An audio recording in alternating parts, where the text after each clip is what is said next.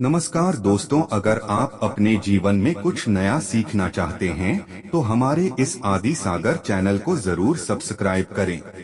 श्री शिवाय नमस्तुभयम। हर हर महादेव। दोस्तों, आप सभी लोग जानते हैं कि 22 अगस्त 2024 को पड़ रही है गुरुवार संकष्टी चतुर्थी। दोस्तों, यह जो गुरुवार है भादो महीने में पड़ने वाला सबसे बड़ा गुरुवार नवमी तिथि है, क्योंकि सावन महीने के बाद भादों का गुरुवार नवमी तिथि पड़ रहा है, जिसका बहुत ही बड़ा और विशेष महत्व होता है। और ऐसा दिन पूरे साल में सिर्फ एक ही बार आता है। और दोस्तों, आप सभी लोग जानते हो कि गुरुवार का अगर सबसे बड़ा कोई उपाय है तो वो 12 गेहूं के दाने वाला उपाय है। तो दोस्तों, इस भादों के गुरुवार संकष्टी चतुर्थी के दिन आप लोगों को इस 12 गेहूं के दाने वाला उपाय को जरूर करना है। बहुत सारे लोग होंगे जिन लोगों ने इस उपाय को ना किया हो, मतलब पूरा साल निकल गया, उन्होंने किसी भी दिन इस 12 गेहूं के दाने वाला उपाय को ना किया हो। पर दोस्तों, आपके पास एक आखिरी मौका बचा हुआ है, जो कि 22 अगस्त के दिन है। तो इस दिन आप लोगों को इस वाले उपाय को जरूर कर लेना है। भले ही आपने पूरे साल भर इस उपाय को ना किया हो, पर अगर आपने इस भादो महीने के गुरुवार के दिन अगर इस वाले उपाय को कर लिया तो आपको इस उपाय को करने का वह फल मिलेगा जिसकी आपने कभी कल्पना भी नहीं करी होगी। इसीलिए आप लोग इस वाले उपाय को एक बार जरूर कर लेना, ताकि आप लोगों के हाथ से यह मौका ना जा सके और आपको इस उपाय को करने का फल मिल सके। दोस्तों, यह उपाय पंडित जी ने अपनी अभी की ही शिव महापुराण की कथा में बताया है, जिस उपाय को आज हम आपको बहुत अच्छे से समझाने वाले हैं। इस वीडियो को देखने के बाद इस उपाय को समझने के लिए आपको कोई और वीडियो को देखने की जरूरत नहीं पड़ेगी। तो चलिए दोस्तों, उपाय को शुरू करते हैं।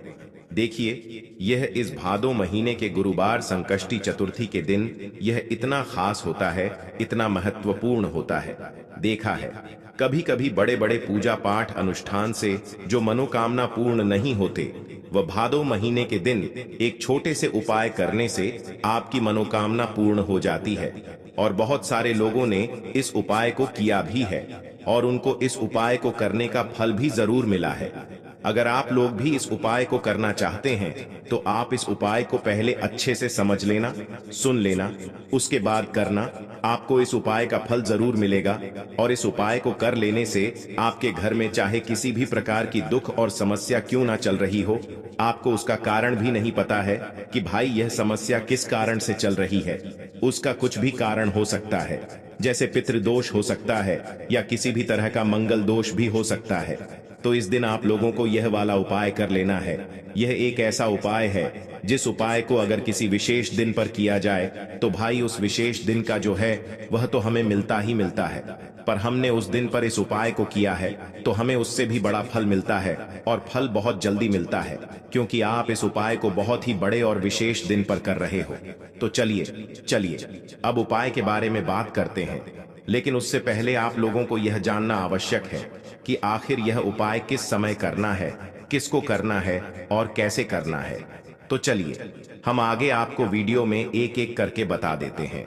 तो दोस्तों, इस 12 गेहूं के दाने वाला उपाय को हमें इस गुरुवार के दिन कैसे करना है, किसको करना है, किस समय करना है और कहां पर करना है, ये सारे सवालों के जवाब आपको इस वीडियो में मिल जाएंगे। और जो यह वीडियो देखेगा भाई, उसको 12 गेहूं के दाने वाला उपाय जरूर करना चाहिए, क्योंकि इस दिन गेहूं का भी बहुत ही बड़ा और विशेष महत्व होता है।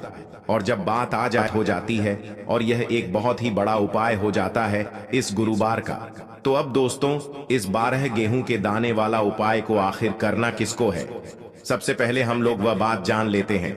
तो देखो, घर की जो बड़ी माताएं बहनें होती हैं, उन माताओं बहनों में से कोई भी एक बड़ी माता बहन इस वाले उपाय को कर सकती है। और दोस्तों, अगर आप चाहे तो अपने घर में से सभी सदस्यों को भी इस उपाय को करवा सकते हैं। अगर किसी व्यक्ति की खुद की कोई मनोकामना है, खुद की कोई दुख और परेशानी है जो कि वह अपने लिए ही करना चाहता है इस वाले उपाय को, तो वह खुद अपने लिए भी कर सकता है। बाकी अगर कोई घर में से ऐसा है जो कि अपने ने पूरे घर परिवार की सुख और शांति के लिए यह वाला उपाय करना चाहता है, तो भाई वह भी कर सकता है, उसमें भी कोई दिक्कत वाली बात नहीं है। कहने का मतलब यह है कि इस उपाय को हर एक सदस्य भी कर सकता है, और पूरे घर परिवार के सदस्य के लिए घर की बड़ी माताओं बहनों में से कोई एक माता बहन भी कर सकती है। माताएं बहनें अगर घर में उपस्थित ना हो या वह यह वाला उपाय ना कर पा रही हो तो फिर घर का कोई बड़ा सदस्य भी इस 12 गेहूं के दाने वाला उपाय को कर सकता है, चाहे फिर वह पुरुष ही क्यों ना हो। उसमें कोई भी दिक्कत वाली बात नहीं है। अब दोस्तों, इस लंग वाले उपाय को हमें करना कहां पर है? देखो, हमें शिवलिंग के पास में जाकर करना है। बहुत सारे लोग प्रश्न करते हैं, हर एक उपाय को करते समय क्या हम इस उपाय को घर पर या मंदिर में कर सकते हैं? देखो, तो इस वाले उपाय को आप मंदिर में करोगे तो अच्छा रहेगा, घर पर नहीं करना है इस वाले उपाय को। उसके बाद में दोस्तों, जो अगला प्रश्न निकल कर आता है वो यह आता है इस उपाय को लेकर कि आखिर इस उपाय को हमें किस समय करना है, सुबह के समय करना है कि शाम के समय करना है। तो देखो, इस वाले उपाय को आप लोग सुबह के समय भी कर सकते हो और शाम के समय प्रदोष काल में भी कर सकते हो। अब अगर आप पूछो कि भाई सबसे उत्तम समय कौन सा रहेगा इस 12 गेहूं के दाने वाला उपाय को करने का, तो हम आपसे बस यही कहेंगे कि इस उपाय को आप शाम के समय करेंगे तो ज्यादा बेहतर होगा। बाकी अगर सुबह के समय भी करेंगे तो भी अच्छा होगा, उसमें कोई भी दिक्कत वाली बात नहीं है। तो अब दोस्तों, जो अगली सबसे बड़ी और महत्वपूर्ण बात आती है वह यह आती है कि सुबह अगर हम उपाय को करेंगे तो हमें कितने बजे से लेकर कितने बजे तक के बीच में करना है, और शाम के समय प्रदोष काल में करेंगे तो हमें कितने बजे से लेकर कितने बजे के बीच में करना है। तो देखो, सुबह जितनी जल्दी हो सके आप उपाय को करने की कोशिश करना। बाकी अगर किसी कारणवश लेट भी हो जाओ, थोड़ी देर भी हो जाए, तो 10 या 11 बजे तक भी आप उपाय कर लेना, पर 12 बजे से ज्यादा देरी ना हो। ठीक है, इस बात का ध्यान रखना। उसके बाद में दोस्तों, अगर शाम के समय प्रदोष काल की बात करें, प्रदोष काल का जो समय होता है वह शाम के 6 बजे से शुरू हो जाता है।